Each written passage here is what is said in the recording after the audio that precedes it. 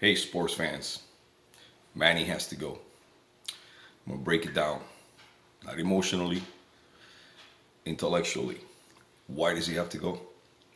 19 penalties yesterday. Now, it was 14 for 105 yards. Yeah, 14 penalties for 105 yards.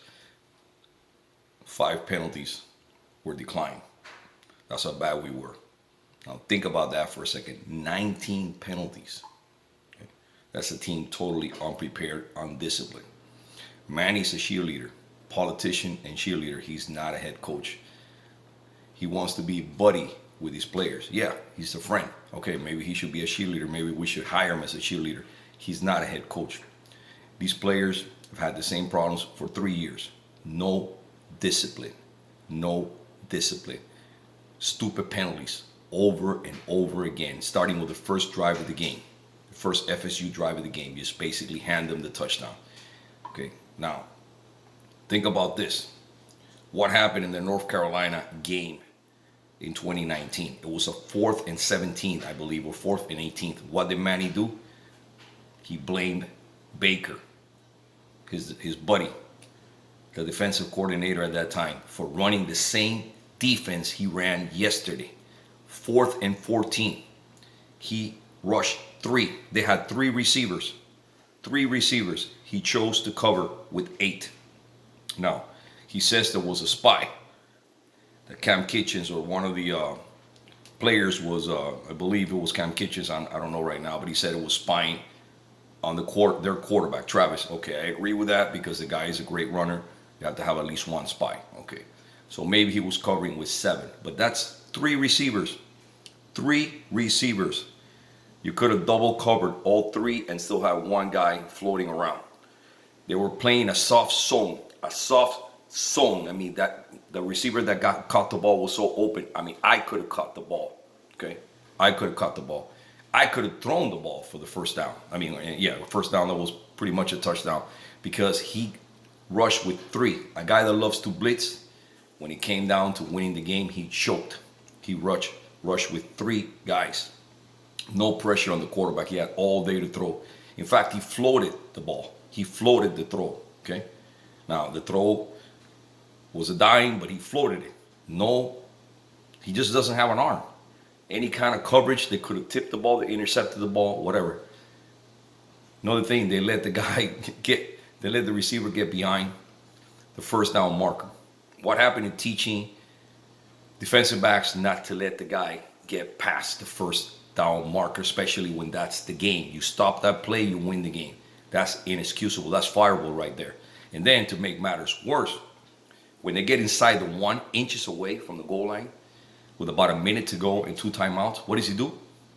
He doesn't let them score. He tries to play stout, like he even did this on the sideline. Stout defense. When you know that we're going to score. I mean, everybody knew in the planet that we're going to score. Okay. He burned his timeouts. They got in, okay, because he was trying to play stout instead of just letting him score. We had no chance to tie the game with a field goal. And in the 2-point conversion, we were outside again. So they not only got the touchdown, they got the 2-point conversion. I mean, that's,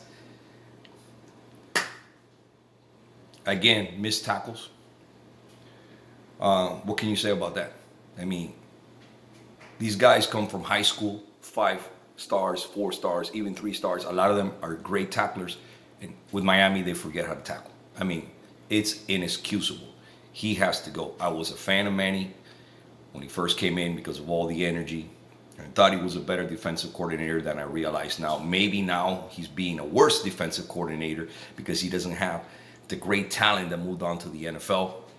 And maybe he just doesn't have the time being head coach or defensive coordinator. He should go coach at a lower level, maybe go back to Temple.